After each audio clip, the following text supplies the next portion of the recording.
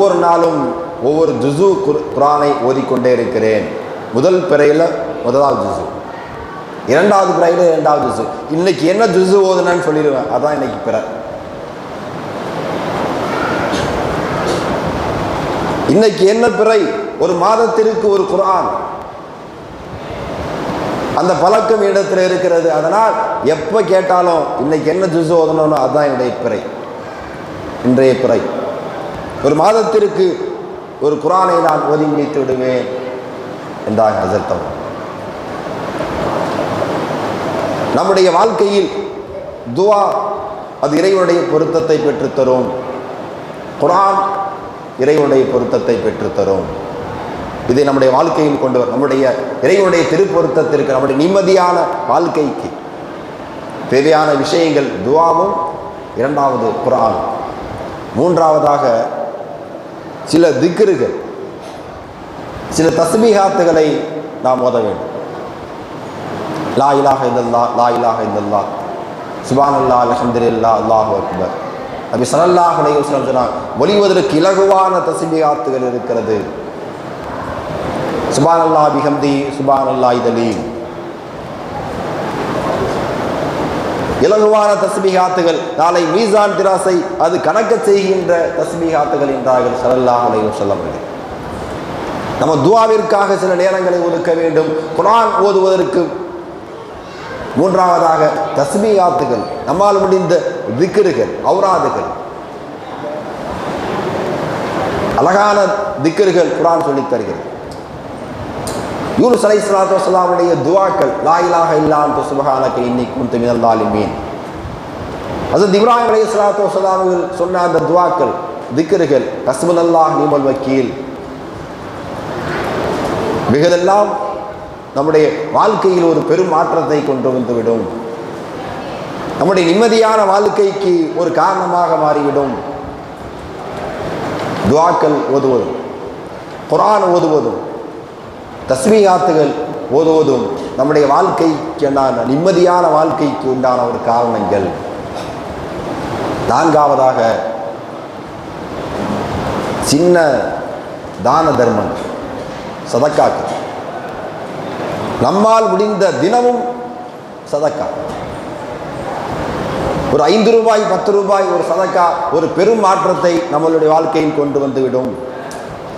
நம்முடைய நிம்மதியான வாழ்க்கைக்கு அது காரணமாக மாறிவிடும். நபி ஸல்லல்லாஹு அலைஹி வஸல்லம் சொன்னார்கள், அஸ்ஸதகா ரத்துல் பலா வ ரத்துல் கலா. பெரும் பலா முசீபத்தை அது நீக்கிவிடும், அது கலாவையே மாற்றிவிடும் என்றார்கள் ஸல்லல்லாஹு அலைஹி வஸல்லம் அவர்கள். ஒவ்வொரு நாளும் ஸல்லல்லாஹு அலைஹி வஸல்லம் சொன்னால், ஒவ்வொரு நாளும் 2 மலக்குகள் பூமிக்கு இறங்கி வருகிறார்கள். ஒருவர் துஆ செய்கிறார், யா அல்லாஹ், தர்மம் செய்பவருக்கு நீ கொடுப்பாயாக, சுருக்கி கொண்டவருக்கு நீயும் சுருக்கி கொள்வாயாக. ஒவ்வொரு நாளும் காலையில் 2 மலக்குகள், ஒருவர் துஆ செய்கிறார், ஒருவர் ஃபத்வா செய்கிறார். அந்த மலக்குடைய துஆ நம்மளுக்கு வந்துடும். ஒவ்வொரு நாளும் சின்ன தர்மங்கள், ஒரு சின்ன சதக்கா. ஸல்லல்லாஹு சொன்னாங்க, தாவு மர்லாக்கும் பி சதக்கா, உங்களுடைய நோய்க்கு சதக்காவை கொண்டு மருந்திடுங்கள். நோய்க்கு மருந்து போடுறோம், இன்னொரு முறை ஸல்லல்லாஹு மருந்து போடுங்க, மருத்துவம் செய்யுங்க, அது ஒரு முறை. இன்னொரு முறையே ஸல்லல்லாஹு சொன்னாங்க, சதக்கா கொடுங்கிறாங்க. ஒரு ஆன்மீக வைத்தியம் இது. சதக்கா கொடுங்கள், அது நோயை குணப்படுத்தும் என்கிறார்கள் நபி ஸல்லல்லாஹு அலைஹி வஸல்லம் அவர்கள். எங்கள் ஹஸரத் சொன்னாங்க, எங்கள் வீட்டில் யாருக்காவது உடம்பு சரியில்லை அப்படின்னா இந்த பக்கத்து ஹாஸ்பிட்டலுக்கு கூட்டு போவாங்க, இந்த பக்கத்து நான் ஒரு 10 பேர்த்துக்கு சாப்பாடு வாங்கி கொடுத்துருவேன். நாங்கள் இந்த பக்கத்துக்கு ஹாஸ்பிட்டலுக்கு தூக்கிட்டு போவோம், இங்கிட்டு நான் ஒரு 10 நபர்களுக்கு ஒரு 10 சாப்பாடு வாங்கி பங்கிடுவேன் அப்படிங்கிறாங்க. ஒரு தர்மம், ஒரு உணவு, ஒரு சதக்கா நல்லபடியாக திரும்பி வந்துடுவாங்க. அது நம்முடைய வாழ்க்கையில் ஒரு நிம்மதியான வாழ்க்கைக்கு அது உதவும். இறைவனுடைய பொருத்தத்தை பெற்றுத்தரக்கூடியது நாம் செய்கின்ற அந்த சதக்கா. துஆக்கள், குர்ஆன்கள், தஸ்பீஹாத்துகள், சதக்காக்கள். ஐந்தாவதாக தொழுகை. நம்முடைய வாழ்க்கைக்கு தேவையான அந்த 5 விஷயங்களில் ஐந்தாவதாக சொல்லி முடிக்கிறேன், தொழுகை. தொழுகை என்பது நபி ஸல்லல்லாஹு அலைஹி வஸல்லம் அவர்கள் தன்னுடைய அந்த கடைசி இறுதி நேரம் வரை அதை விடவே இல்லை.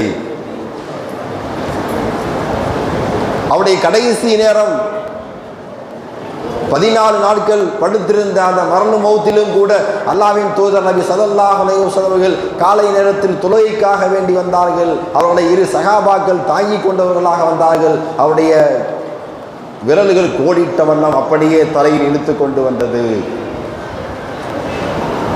அந்த கடைசி அந்த 14 நாட்கள் கூட நபி ஸல்லல்லாஹு அலைஹி வஸல்லம் அவர்கள் தொழுகையை விடவில்லை.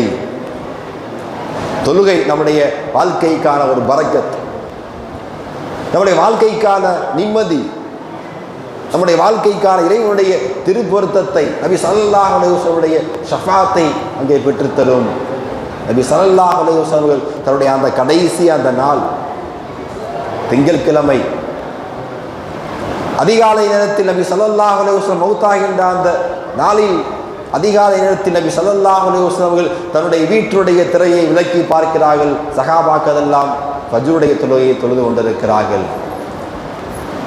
ஸல்லல்லாஹு அலைஹி வஸல்லம் வீட்டினுடைய அந்த திரை திறந்தவுடனும் சஹாபாக்கள் எல்லாம் அப்படி தொழுகையில் இருந்து ஸல்லல்லாஹு அலைஹி வஸல்லம் பார்த்தாங்க. ஒரு 14 நாட்களாக நபி ஸல்லல்லாஹு அலைஹி வஸல்லம் அவர்களோடு பேச முடியவில்லை. ஸல்லல்லாஹு அலைஹி வஸல்லம் அவர்கள் நம்மோடு வந்து விடுவார்கள் என்று எதிர்பார்த்த சஹாபாக்கள் ஸல்லல்லாஹு அலைஹி வஸல்லம் வீட்டுடைய அந்த திரை தெரிந்தவுடன் தொழுகையில் இருந்தவர்களாக வீட்டை நோக்கினார்கள்.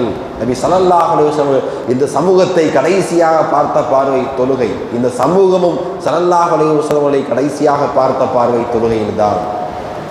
அப்படிப்பட்ட அந்த தொழுகையில்தான் நமக்கான பரக்கத்துகள் இருக்கிறது. இந்த 5 விஷயங்கள் நம்முடைய அந்த வாழ்க்கையில் கொண்டு வர வேண்டும். முதலாவது, துஆ கேட்கின்ற அந்த பழக்கத்தை நாம் கொண்டு வர வேண்டும். இரண்டாவதாக, குர்ஆன் ஓதுகின்ற அந்த பழக்கத்தை நாம் கொண்டு வர வேண்டும். மூன்றாவதாக, நம்மால் முடிந்த தஸ்பீஹாத்துகள் திக்ர்களை நாம் ஓதி வர வேண்டும். நான்காவதாக, நம்மால் முடிந்த சின்ன சதக்காக்களை நாம் வாழ்க்கையில் கொண்டு வர வேண்டும். ஐந்தாவதாக, தொழுகையை நாம் பேணி தொழ வேண்டும். இந்த 5 விஷயங்களும் இறைவனுடைய திருப்பொருத்தத்தை பெற்றுத்தரும். நம்முடைய வாழ்க்கைக்கான நிம்மதியான வாழ்க்கைக்கும் காரணமாக இந்த 5 விஷயங்கள் அமையும். அதை நம்முடைய வாழ்க்கையில் பின்பற்ற வேண்டும். இந்த மீலாத் விழாவின் மூலமாக நாம் இந்த 5 விஷயங்களை நம்முடைய வாழ்க்கையில் பின்பற்றுகின்ற வாக்கியத்தை ரப்புல் ஆலமீன் அல்லாஹ் நம் அனைவருக்கும் தந்தல் புரிவானாக. வாஹ் தவானா அல்ஹம்துலில்லாஹி ரப்பில் ஆலமீன். அஸ்ஸலாமு அலைக்கும்.